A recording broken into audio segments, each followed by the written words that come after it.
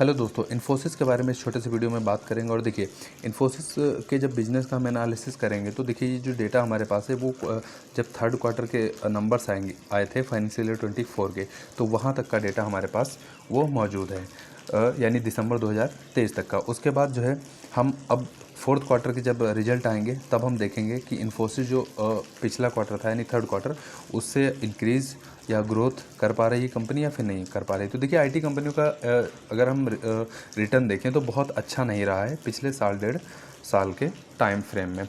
अब उसके रीज़न बहुत सारे हैं। देखिए सबसे पहला मैं रीज़न आपको बताता हूँ इन्फोसिस के केस में कि देखिए आप गाइडेंस देखिए, क्योंकि जब फर्स्ट क्वार्टर के रिजल्ट आए थे, यानी कि क्वार्टर फर्स्ट के जब इस साल के फाइनेंशियल ईयर 24 के जब रिजल्ट आए थे तो कंपनी जो अपना गाइडेंस दिया था वो 3 से 7% ग्रोथ का गाइडेंस दिया था।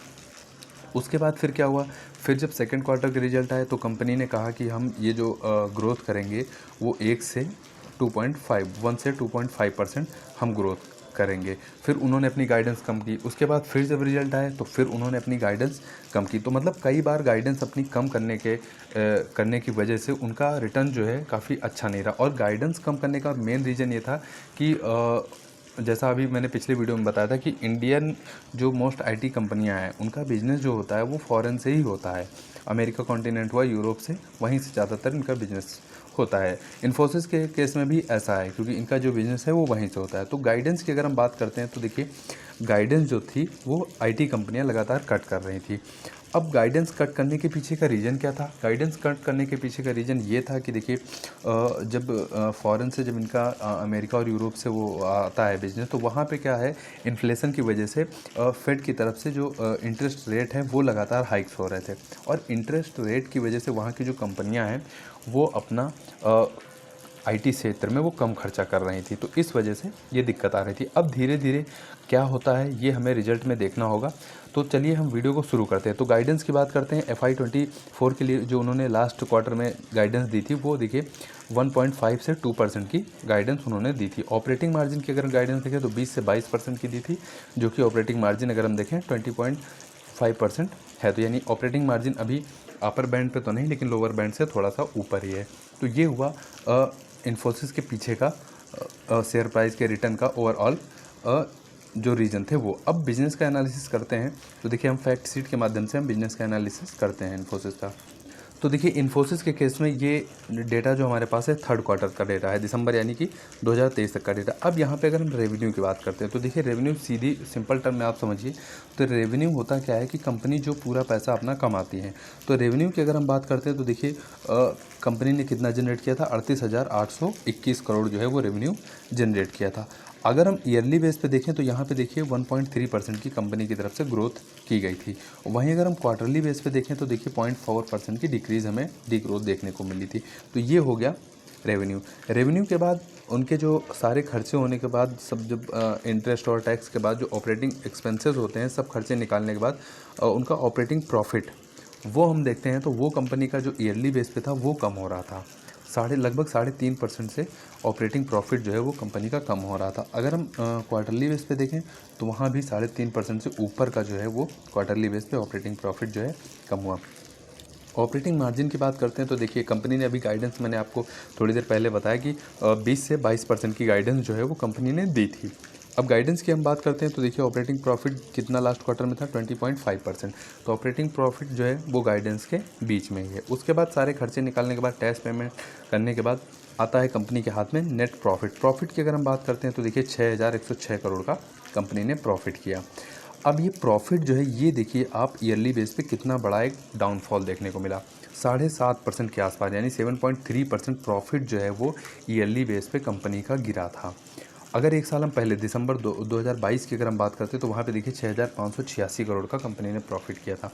वहीं अगर प्रॉफिट की हम बात करते हैं ईयरली क्वार्टरली बेस पे तो देखिए 1.5% से ऊपर का प्रॉफिट जो है वो कंपनी का गिरा था। तो यानी ईयरली और क्वार्टरली दोनों तरफ से कंपनी का प्रॉफिट जो है वो गिर रहा था। तो ये हुआ एक मेन रीज़न। अब Q4 के जब रिजल्ट आएंगे वहाँ पे हमें देखने की बात ये रहेगी कि क्या उनका प्रॉफिट बढ़ रहा है, क्या उनका रेवेन्यू बढ़ रहा है, और जो उन्होंने गाइडेंस दी है क्या उसके अकॉर्डिंग वो अपना बिजनेस कर पा रहे हैं या फिर नहीं कर पा रहे हैं। ईपीएस की अगर हम बात करते हैं तो देखिए ये ₹14.5 के आसपास है। ये क्वार्टर का नंबर है। अभी मैं आगे आपको 9 महीने का डेटा दिखाता हूँ।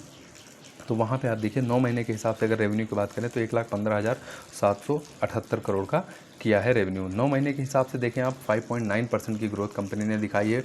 वहीं अगर हम नेट प्रॉफिट की बात करते हैं तो देखिए ये रहा नेट प्रॉफिट, 1.7% की ग्रोथ नेट प्रॉफिट में भी हुई है। ऑपरेटिंग प्रॉफिट मार्जिन की बात करते हैं तो 20.8% है, जो कि गाइडेंस के अंदर ही है।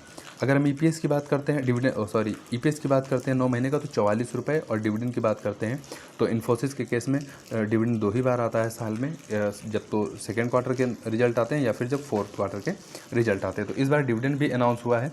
अब जब रिजल्ट आएगा तब हम देखेंगे कि कंपनी की तरफ से कितना जो है वो डिविडेंड आया है और कितना क्या है। 18 अप्रैल को कंपनी की तरफ से रिजल्ट आ रहे हैं। उसके बाद अब हम वीडियो में चलेंगे, आपको थोड़ा सा और दिखाएंगे डीपली कि देखिए कंपनी पैसा कमा रही है, ठीक है, लेकिन वो पैसा कहाँ से कमा रही है ये मैं आपको बताता हूँ। देखिए आईटी कंपनियों का क्या है भारत की, वो बिजनेस अपना बाहर से करती हैं। तो इन्फोसिस के केस में देखिए नॉर्थ अमेरिका से इनका लगभग 60% जो है वो वहाँ से रेवेन्यू आता है।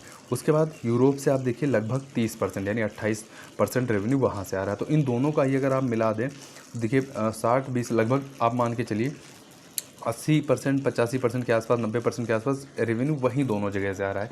तो इन्हीं दोनों पे जगह पे ये इन्फ्लेशन की दिक्कत थी, इस वजह से आईटी कंपनियां साल 1.5 साल से काफ़ी स्ट्रगल कर रही थी। तो ये हुआ कंपनी पैसा कहाँ से कमा रही है।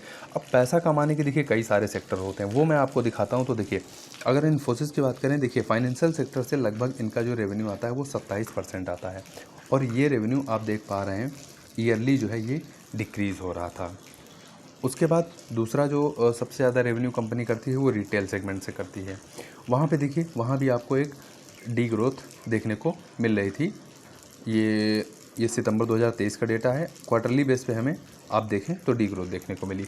कम्युनिकेशन सेक्टर की बात करते हैं तो वो लगभग 11% के आसपास। उसके बाद एनर्जी सेक्टर से मैन्युफैक्चरिंग, हाईटेक और लाइफ साइंसेज, तो ये जो कंपनी के सेक्टर हैं यहाँ से कंपनी जो है अपना पैसा वो कमाती है। तो पहले रेवेन्यू की बात की, फिर रेवेन्यू अगर कंपनी कमा रही है तो कहाँ से पैसा कमा रही है, और पैसा जब कमा रही है फॉरेन से तो किन किन सेक्टर से कमा रही है, ये हुआ ओवरऑल ये। अब हम आगे बात करते हैं, अब हम देखेंगे क्लाइंट डेटा क्या होता है। देखिए आईटी कंपनियों के लिए क्लाइंट डेटा जो होता है वो सिंपल सी भाषा में आप समझिए वो ऑर्डर बुक के तरीके का होता है। क्लाइंट डेटा जितना बढ़ता जाता है वो कंपनियों के लिए अच्छा माना जाता है। तो देखिए $100 मिलियन के हम सबसे पहले क्लाइंट देखेंगे। कंपनी के पास जब थर्ड क्वार्टर के रिजल्ट आए थे तो 40 क्लाइंट थे। वहीं एक साल यानी सेकेंड क्वार्टर के जब रिजल्ट आए थे तो देखिए 39 जो है क्लाइंट थे। अगर हम ईयरली बेस पे देखें तो 2 क्लाइंट जो है $100 मिलियन के कंपनी इंक्रीज़ कर पाई है। वहीं $50 मिलियन की अगर हम बात करें तो 2 क्लाइंट जो है क्वार्टरली बेस पे कंपनी और 3 क्लाइंट जो है ईयरली बेस पे ऐड कर पाई। तो देखिए क्लाइंट जो होते हैं वो कंपनी के लिए बढ़ते जाना ये एक बहुत अच्छी चीज़ होती है, यानी कि कंपनी को बिजनेस मिल रहा है। तो क्लाइंट के बाद अब हम देखेंगे एम्प्लॉय से क्या होता है। टोटल एम्प्लॉय से हमें ये पता चलता है कंपनी को बिजनेस मिल रहा है या फिर नहीं मिल रहा है। तो हाल फिलहाल में देखने को आया है कि आईटी कंपनियों में लगातार ले ऑफ्स हो ही रहे थे। इन्फोसिस के क्षेत्र में भी वैसा ही आप देखिए 3,28,764 एम्प्लॉय जो थे वो सेकेंड क्वार्टर के जब नंबर्स आए थे तब थे, और जब थर्ड क्वार्टर के नंबर्स आए तब देखिए 3,22,663 एम्प्लॉय थे।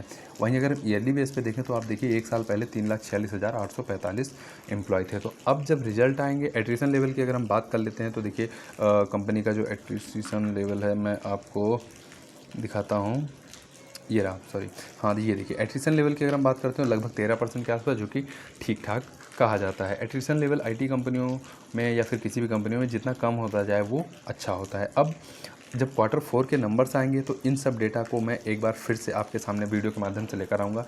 वीडियो अगर अच्छा लगा हो तो वीडियो को लाइक करिए, और 0.5% भी अगर आपको वीडियो से जानकारी मिली तो चैनल को दोस्तों ज़रूर सब्सक्राइब करिए। आपके समय के लिए बहुत बहुत आपका धन्यवाद।